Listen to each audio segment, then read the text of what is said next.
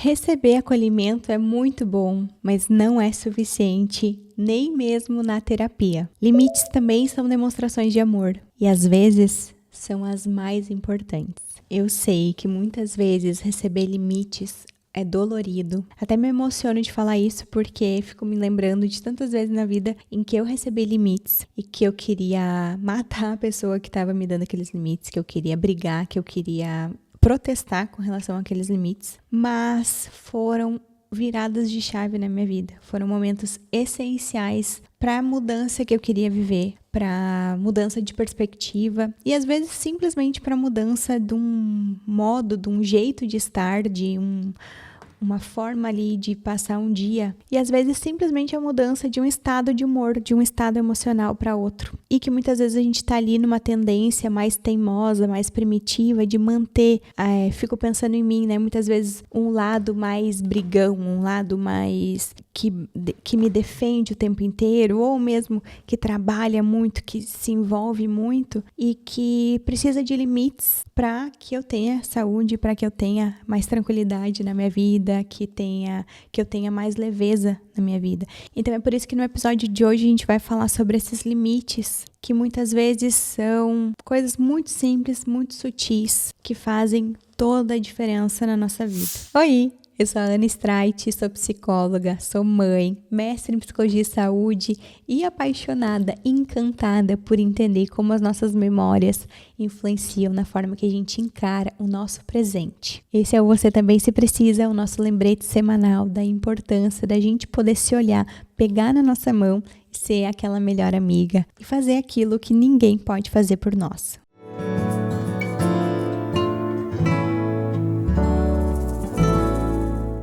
Gente, eu que tô gravando esse episódio aqui em Copenhague, na Dinamarca. Esse aqui é o Airbnb que a gente tá. E incrível. Tô parecida com esse lugar? Eu tô achando que eu tô combinando aqui com esse país. Tô achando tudo tão de bom gosto, tão elegante. As coisas são simples, mas ao mesmo tempo, são boas aqui. Madeira mesmo, sabe? Não precisa ter excessos de coisas, mas tudo bem caprichado, assim, tô amando essa cidade, esse país, é a primeira vez que eu venho pra cá, não entendo uma palavra que as pessoas falam, mas olha, entre parênteses, se tu tiver a oportunidade de conhecer Copenhague, faz isso, porque é incrível. Eu tô amando e tô achando que eu tô combinando aqui, ó. Eu me achando fresca. A inspiração para o episódio de hoje é a história da Karina. Eu vou ler para nós. Quando eu me divorciei, estava tentando reverter a situação de todo jeito. Fazia 1000 coisas. Tentava de toda maneira. A minha psicóloga precisou me falar com todas as letras. Ela colocou entre aspas. E parece que ele não quer. Saí arrasada. Mas no dia seguinte, entreguei os pontos. Doeu. Mas foi libertador. Hoje, 4 anos depois, somos amigos. Se não fosse ela, eu ficaria presa naquela situação mais tempo, sofrendo ainda mais. Eu achei essa história, assim, né, me arrepio, porque fiquei pensando aqui na Karina, né, quanto que teve de dor nessa não aceitação, né, o quanto que teve de apego seguro, talvez a dor da ruptura de um apego, né, é muito dolorido e quanto que ela tava ali tentando mais um pouco. A gente, às vezes é difícil ter respostas para algumas coisas na vida, né? Será que eu insisto um pouco mais? Será que é hora de desistir? E às vezes a gente quer insistir mais e não se percebe mesmo que aquilo tá gerando mais sofrimento do que algo bom, né? Ou alguma aprendizagem, ou algo que a gente precise, ou algo que realmente vai somar na nossa vida, né? A gente acaba tendo essa ideia de que o esforço sempre vale a pena, de que eu preciso, né, a gente lutar pelo casamento ou pelas relações a todo custo. Eu lembro de uma frase da Carol, minha amiga, que é psicóloga, Carol, maravilhosa, ela deu uma aula no Palavras que Conectam, e ela falou essa frase que eu levei pra vida. Ela disse: às vezes um amor precisa morrer para que o amor não morra. Então, às vezes um relacionamento amoroso precisa morrer para que o amor não morra. E é exatamente o que aconteceu na história deles, né? Eles conseguiram se tornar amigos depois porque esse amor que existia entre marido e mulher, entre casal, morreu para que o amor deles, para que um continuasse amando o outro de uma forma diferente, mas que o vínculo se modificasse e não se terminasse totalmente, né? Por mais que aquele relacionamento marido-mulher, o casamento terminou, a relação deles não precisou terminar. E isso é muita maturidade, isso é pessoas que tiveram recursos, né, de ambos os lados para poderem fazer, né, essa mudança, essa transformação no relacionamento, mas isso também tem a ver com essa mudança de perspectiva, é aceitar que o amor acabou, né, aceitar que o amor chegou ao fim para que o amor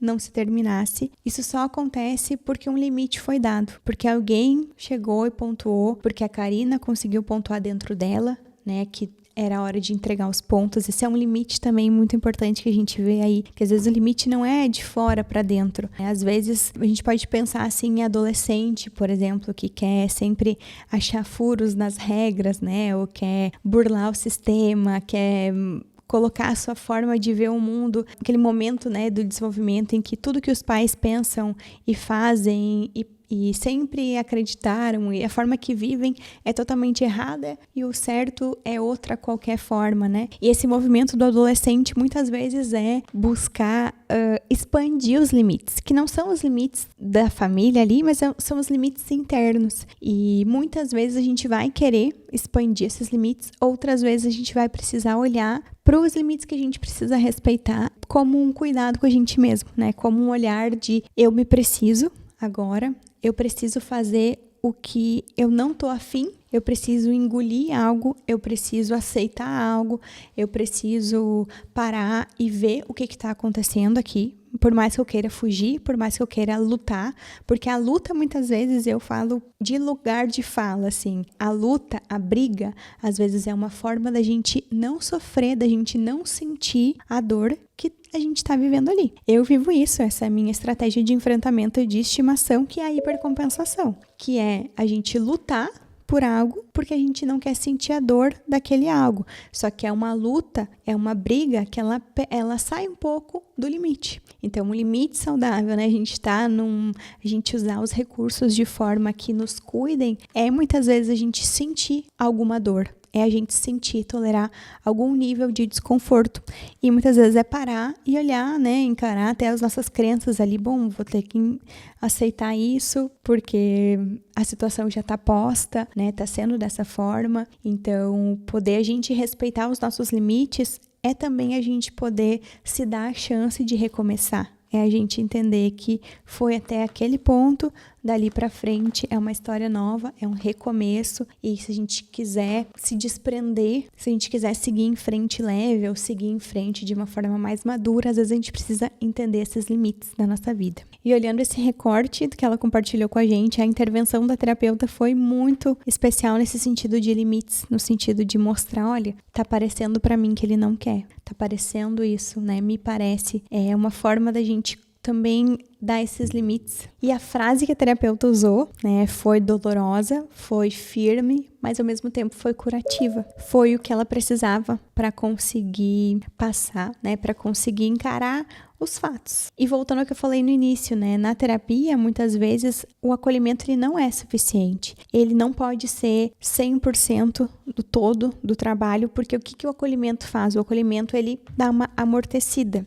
É como essa almofada aqui. É fofinho, é gostoso. Em alguns momentos, o acolhimento é a intervenção única, essencial, principal, não tem um demérito, né? O acolhimento não é pior ou inferior a nenhuma outra intervenção, mas a gente não pode ficar só no acolhimento. E isso a gente pode pensar nas nossas amizades também ou nas relações da nossa vida. Se a gente só recebe acolhimento, a gente não cresce ou a gente não muda, a gente não se sente desafiado individualmente, pessoalmente, a partir daquela interação. Não que as pessoas tenham a obrigação, né, da gente se sentir desafiado nas relações, no relacionamento com elas, mas as relações que nos fazem crescer, elas têm uma pitadinha ou outra de limites, elas têm uma pitadinha ou outra de questionamento, de nos ajudar a enxergar aquilo que a gente não quer enxergar sobre nós, sobre a nossa vida, sobre os nossos atos, né? Tem várias metáforas legais pra gente pensar nessa não aceitação, e tem uma que é como se a gente ficasse segurando assim algo cheio de espinho.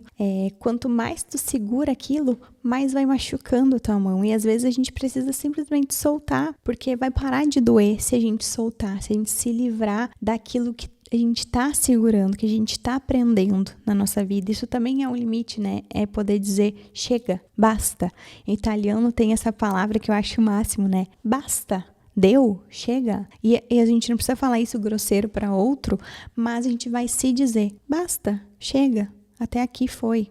Agora eu solto. E nesse episódio eu quero compartilhar algumas coisas diferentes pra gente poder pensar. Por que será que é difícil de alguém aceitar o final de um relacionamento? Mesmo quando tá claro que a outra pessoa não quer mais. Ou mesmo quando tá claro que a outra pessoa não quer, nunca quis, não faz questão daquele relacionamento. O que será que faz a gente querer salvar algo que já terminou? Seja um trabalho, seja um projeto, seja um relacionamento, seja uma amizade. E para os meus colegas terapeutas que estão por aí, psicólogos, psiquiatras, como vocês analisam que equilibram na clínica de vocês, no trabalho de vocês, os polos acolhimento e empatia e limites e confrontação empática? Vocês conseguem lançar mão dessas duas habilidades pessoais e terapêuticas no trabalho? Ou será que está faltando mais acolhimento? Ou será que está faltando mais confrontação? Isso pra gente pensar aqui, né? Vocês nas relações de vocês, mesmo que não são psicólogos, não sejam, né? Nas relações pessoais, vocês conseguem equilibrar a hora de acolher e a hora de confrontar, a hora de passar a mão na cabeça e não debater, não trazer uma verdade à tona, e a hora de falar o que precisa ser falado, dar o toque que precisa ser dado, falar aquelas coisas que... Sabe quando a gente vê alguém fazendo algo assim, a pessoa chata, a pessoa que tá agindo ali de uma forma meio esquisita, meio disfuncional, a gente pensa assim, não tem nenhuma amiga pra avisar, não tem ninguém pra falar. Então, para que as pessoas que a gente ama não estejam nesse lugar, né? É importante que a gente fale. E, especialmente como terapeuta, é muito importante que a gente tenha pulso firme de fazer isso para os nossos pacientes, né? De poder apontar, de fazer as intervenções corretas, de poder pontuar as mudanças que são necessárias. E a confrontação empática, ela tem esse papel, né? Confrontação empática é um termo, um conceito da terapia do esquema, que vem nessa ideia de juntar a empatia e o confronto, a empatia e a mudança. Então, assim, eu entendo que é difícil pra ti isso, eu entendo que tu tá perdida, eu entendo que tu tá sofrendo, só que essa forma que tu tá encontrando pra gerenciar esse problema, pra resolver esse problema, tá te trazendo mais problema ainda. Eu tô aqui pra te ajudar, mas eu não posso deixar tu continuar dessa forma. Ou, eu entendo, é tua escolha, é a tua responsabilidade seguir dessa forma ou agir como tu bem entende agir, mas eu me importo contigo e eu preciso te dizer que me dói te ver batendo cabeça toda hora. Então, a confrontação empática, ela também é uma forma da gente se importar, da gente mostrar que quer o bem daquela pessoa, né?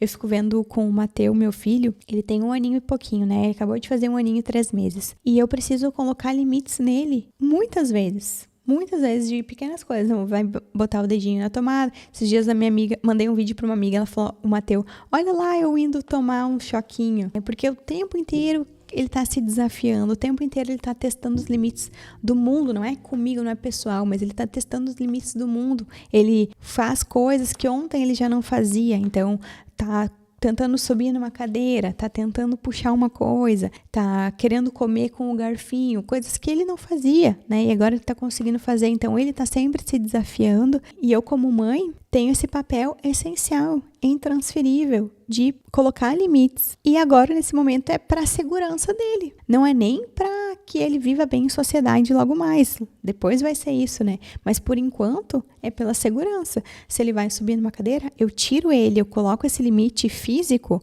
para ele não cair de cabeça no chão, né? Ah, ele quer comer uma coisa lá que não é para ele comer. Eu tiro. Então, limites vem nesse sentido, né? De cuidado também. E agora uma pergunta para que tu analise aí, mas eu gostaria muito de saber a resposta. Então, se tu te sentir à vontade, me manda nos comentários. Tu consegue ver os limites como uma forma de cuidado também? Como uma forma de amor? Como uma forma de querer manter aquela pessoa na nossa vida? Ou tu ainda tem essa associação dos limites como algo difícil de ser trabalhado, ou tu ainda enxerga os limites como uma afronta, como algo ruim, como um demérito da outra pessoa. Quem me conhece sabe quando eu levanto essa bandeira de que os limites são essenciais nos relacionamentos, especialmente nos relacionamentos saudáveis, especialmente com aquelas pessoas que a gente quer manter para sempre na nossa vida. E é um trabalho que eu faço, tanto nas redes sociais, como estou fazendo agora, mas também nas minhas aulas, né, com as minhas alunas que têm dificuldades em estabelecer limites. A gente trabalha justamente essa crença, né, de poder ver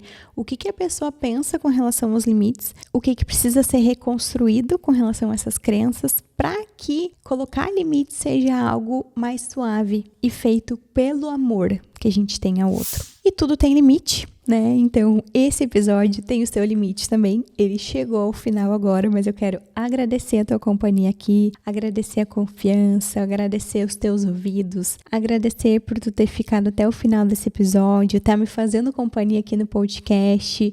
É uma honra pra mim. Vou amar saber o que tu tá achando. E se tu tiver alguma história para compartilhar comigo, seja de caída de ficha na vida, seja de mudança, seja uma nova perspectiva que tu deu, me manda, vai aparecer o e-mail aqui para que tu possa mandar essa história. Se tu quiser que eu compartilhe de forma privada, mudando o teu nome, sem falar o teu nome, eu faço isso também, mudando as informações, eu faço também. E vai ser muito legal poder contar a tua história aqui. Um super beijo e nos vemos no próximo episódio.